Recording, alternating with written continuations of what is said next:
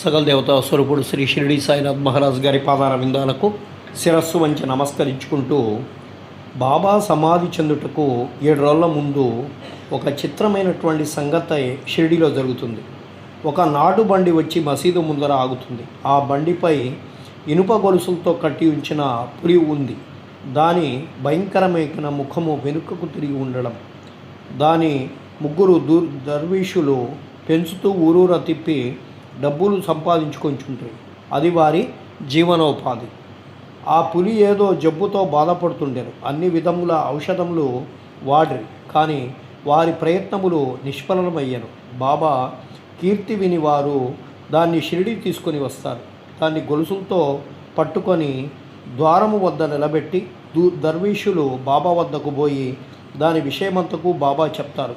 అది చూచుటకు భయంకరంగా ఉండియో బాధతో బాధపడుతుండెను. అందులో ఇది మిగుల చికాకు పడుతుండెను. భయాశ్చర్యములతో ప్రజలంతా దానివైపు చూస్తూ ఉన్నారు. బాబా దాన్ని తన వద్దకు తీసుకురమ్మని చెప్తారు. అప్పుడు దాన్ని బాబా ముందర తీసుకొని వెళ్తారు.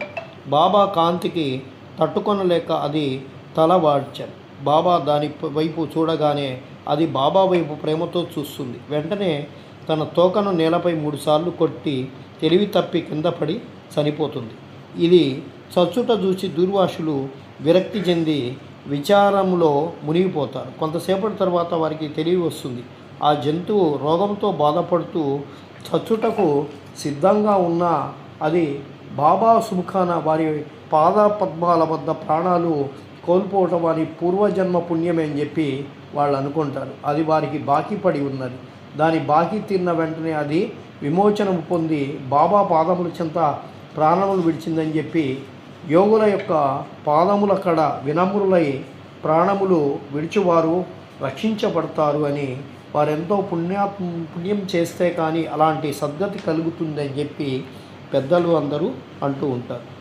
మరి హేమాడ్ పంతు సంసారమును అశ్వత్థ వృక్షంతో పోలుస్తూ గీతలో చెప్పిన ప్రకారం దాని వేళ్ళు పైన కొమ్మలు కింద కలవని, దాని కొమ్మలు కింద వైపు వీధి వైపు కూడా వ్యాపించి ఉన్నవని, అవి గుణములచే పోషించబడుచున్నవి. దాని అంకురములు ఇంద్రియ విషయములు, దాని వ్రేళ్ళు కర్మను చేయుచు మానవ ప్రపంచము వరకు వ్యాపించి ఉన్నవి. దాని స్వరూపము కానీ, దాని ఆధారము కానీ, దాని ఆద్యాంతములు కానీ ఈ లోకమునకు తెలియరావు. వైరాగ్యమును పదునైన కత్తితో ఈ బలమైన వేళ్ళు గల అశ్వత్థ వృక్షమును నరికి ఏ అతీత మార్గమును అనుసరించితో తిరిగి జన్మ లేదో అట్టి దాన్ని అనుసరించవలను. అట్టి దాని యందు నడుచుటకు దారి చూపు మంచి గురువు సహాయము మిక్కిలి అవసరం. అతడెంత పండితుడైనప్పటికీ వేదాంగాలను బాగా చదివినప్పటికీ తన గమ్యస్థానమునకు సురక్షితంగా పోలేడు. మార్గదర్శియే ఉండి ఆ సహాయపడినతో దారి చూపినచో మార్గములోనున్నటువంటి గోతులన్నీ అడవి మృగముల నుండి తప్పించుకొను సుగముగా పయనించవచ్చును. ఈ విషయంలో బాబా అనుభవములు బాబాయే స్వయంగా చెప్తూ ఉన్నాడు. ఇది మిక్కిలి విచిత్రమైంది. దీని ప్రకారంగా జాగ్రత్తగా నడుచుకున్నచో నమ్మకము, భక్తి, మోక్షము ప్రాప్తిస్తుందని చెప్పి అనేక సందర్భాల్లో సాయినాథుడు చెప్పి ఉన్నాడు. ఒకానొకప్పుడు మేము నలుగురము మత గ్రంథములు చదువుచు అజ్ఞానముతో బ్రహ్మము నైజము గూర్చి తర్కించి మొదలుపెట్టాం. మాలో ఒకరు ఆత్మచే ఉద్ధరించవలనని కానీ ఇతరులపై ఆధారపడరాదు అని, అందుకు రెండవ వారు మనస్సును స్వాధీనమందుంచుకున్నవాడే ధన్యుడు అనియు, మనము ఆలోచనల నుండి భావాల నుండి ముక్తులమైనచో మనకంటే వేరైనది ఈ ప్రపంచములో ఏదీనూ లేదని చెప్పి చెప్పాడు. మూడవ వ్యక్తి దృశ్య ప్రపంచమును సదా పరిణామశీలమైనదనియు నిరాకారమే శాశ్వతమైనదనియు కావున సత్యాసత్య విచక్షణ అవసరమనియు చెప్తారు.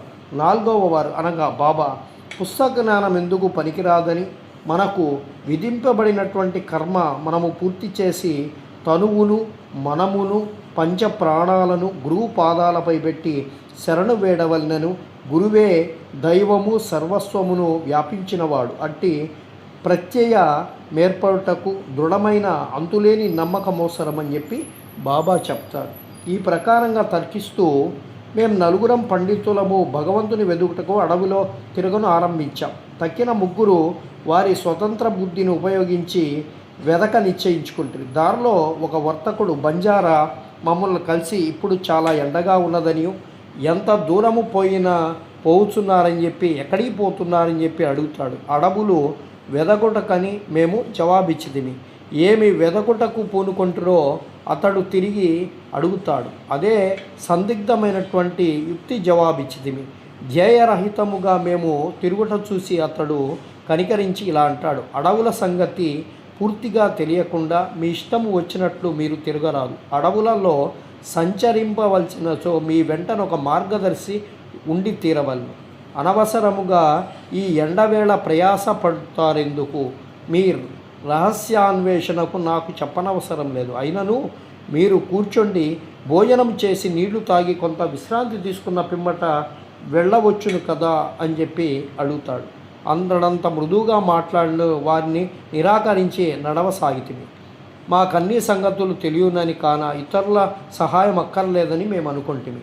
అడవులు పెద్దవి, మార్గములు లేనివి, చెట్లు దగ్గరగాను ఎత్తుగాను ఉండుటచే సూర్యరశ్మి లోపల ప్రవేశించకుండా ఉన్నది. కనుక దారి తప్పి అటునిటు చాలాసేపు తిరిగితే తుదకు ఎక్కడి నుంచి బయలుదేరుతామో అక్కడికే అదృష్టవశాత్తు తిరిగి వస్తుంది. బంజారా తిరిగి కలుసుకొని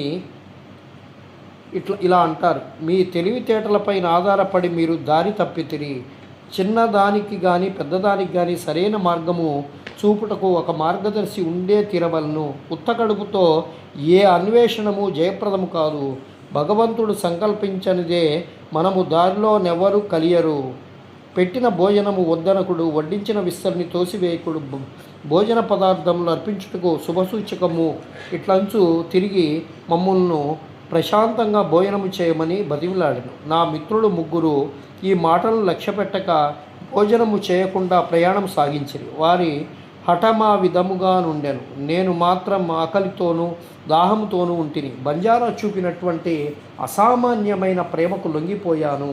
మేమంటే తెలివైన వారం అనుకుంటుమి, కానీ దయాదాక్షిణ్యములకు దూరమైతిమి. బంజారా చదువుకున్నవాడు కాదు, యోగ్యత లేనివాడు, తక్కువ జాతివాడు, కానీ వాని హృదయము ప్రేమమయము. భోజనము చేయమని మమ్మల్ని వేడుకొన్న. ఈ విధంగా ఫలాపేక్ష లేకుండా ఎవరైతే ఇతరులకు ప్రేమించగలరో వారు నిజముగా నాగరికులని ఎంచి వారి ఆతిథ్యమును ఆమోదించుటయే జ్ఞానమునకు ప్రథమ సోపానమని అనుకుంటుంది. మిక్కిలి మర్యాదతో అతడు పెట్టినటువంటి భోజనము నేను తిని, అనగా బాబా నీళ్లు తాగి తిని.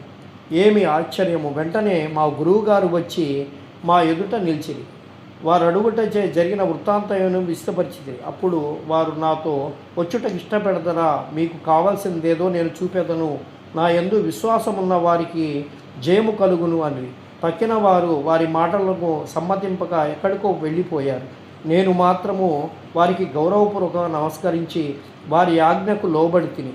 అంతటా వారు నన్ను బావి వద్దకు తీసుకొని పోయి నా కాళ్లకు తాడుతో కట్టి నన్ను తలక్రిందులుగా ఒక చెట్టుకు కట్టి బావిలో నీళ్లకు 3 అడుగుల దూరంగా నన్ను వేలాడదీసింది. ఈ చేతులతో కానీ నోటితో కానీ నీళ్లను అందులో తాకలేకుంటుని. నన్ను ఈ విధంగా వేలాగట్టి వారు ఎచ్చటికో పోయి 4-5 గంటల తర్వాత వారు మరలా వచ్చి నన్ను బావిలో నుంచి బయటికి తీసి ఎలా ఉంటుంది అని చెప్పి అడుగుతారు. ఆనందముతో మునిగి ఉంటినని, నేను పొందిన ఆనందమును నా వంటి మూర్ఖుడెట్లు వర్ణించగలడు అని నేను సమాధానం చెప్తిని మా గురువుగారికి. దీన్ని విని గురువుగారు మిక్కిలి సంతృష్టి చెంది నన్ను దగ్గరకు తీసుకొని నా వీపును తమ చేతులతో తట్టి నన్ను వారి వద్ద ఉంచుకున్నారు. తల్లి పక్షి పిల్ల పక్షులను జాగ్రత్తగా చూసుకున్నట్లు వారు కాపాడిరి.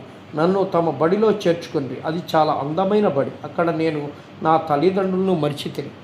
నా అభిమానమంతయు తొలగను. నాకు సులభముగా విమోచనం కలిగను. గురువుగారి మెడను కౌగిలించుకొని వారికి తదేక దృష్టితో ఎల్లప్పుడూ చూస్తుండవలనని అనుకుంటుని. వారి ప్రతిబింబము నా కనుపాపమందు నిలుపునప్పుడు నాకు కనులు లేకుండాటే మేలనిపించను. అది అటువంటి బడి. అందులో ప్రవేశించిన వారెవరు రిక్తహస్తాములతో బయటికి రారు. నా గురువే నాకు సమస్తముగా తోచుండెను. నా ఇల్లు, నా ఆస్తి, నా తల్లిదండ్రులు అంతయు వారే. నా ఇంద్రియములన్నీ తమ స్థానములు విడిచి నా కండ్లయందు కేంద్రీకృతమయ్యను. నా దృష్టి గురువునందు కేంద్రీకృతమయ్యను. నా ధ్యానమంతయు ధ్యాస అంతయు నా గురువుపైనే నిలిపితిని. నాకింకొక దానియందు స్పృహ లేకుండెను. వారిని ధ్యానము చేయునప్పుడు నా మనస్సు, నా బుద్ధి స్తబ్దయందు ఉంచుకొనేది. నిశ్శబ్దముగా వారికి నమస్కరిస్తూ ఉండేవాడు. ఇతర పాఠశాలల్లో పూర్తిగా మరొక విధమైనటువంటి దృశ్యములు కానవచ్చును. భక్తులు జ్ఞానము సంపాదించుటకు పోయి ద్రవ్యమును, కాలమును, కష్టమును, వ్యయమును చేసేదారు. తుట్టతుతకు పశ్చాత్తాపపడతారు. అక్కడున్నటువంటి గురువు తనకు గల రహస్య శక్తిని గురించి, తన రుజువర్తనమునకు గురించి పొగడుచుండు. తన సావిత్యమును ప్రదర్శించే కానీ హృదయము మృదువుగా నుండెను. అతడు అనేక విషయముల గురించి మాట్లాడును. తన మహిమను తానే పొగడుకొంచుండెను. కానీ అతని మాటలు భక్తుల హృదయమునందు నాటవు, వారికి ఒప్పింపజేయు. ఆత్మసాక్షాత్కారం అతనికి తెలియదు. అటువంటి బడులు శిష్యులకేమి మేలు చేయును, వారికి ఏమి లాభము? వారిపైన పేర్కొన్నటువంటి గురువులు మరొక రకం వారు. వారి కటాక్షములచే ఎట్టి శ్రమలేకయే ఆత్మసాక్షాత్కారము దాని మట్టుకది నా యందు ప్రకాశించను. నేను కోరుటకేమీ లేకుండెను.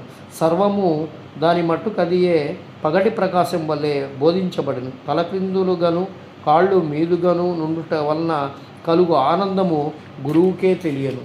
నలుగురిలో ఒకరు కర్మఠులు, అనగా కర్మలందు నమ్మకం గలవారు. అతనికి కొన్ని కర్మల విధులు నిషేధములు మాత్రమే తెలియను. రెండవ వారు జ్ఞాని. అతడు తనకున్న జ్ఞానమునకు గర్వించువాడు. మూడవ వారు భక్తుడు. భగవంతునికి సర్వస్వ శరణాగతి చేసిన వాడు భగవంతుడే సర్వమును చేయువాడని అతని నమ్మకం. వారిట్లు తర్కించుచు వివాదపడుచుండగా దేవుని సమస్య వచ్చెను. వారు తమకు తెలిసినటువంటి విద్యపైన ఆధారపడి దేవుని వెదుటకు పోయితిరి. వివేకమునకు వైరాగ్యమునకు అవతారమగు శ్రీ సాయి ఆ నలుగురిలో ఒకరు. పరబ్రహ్మ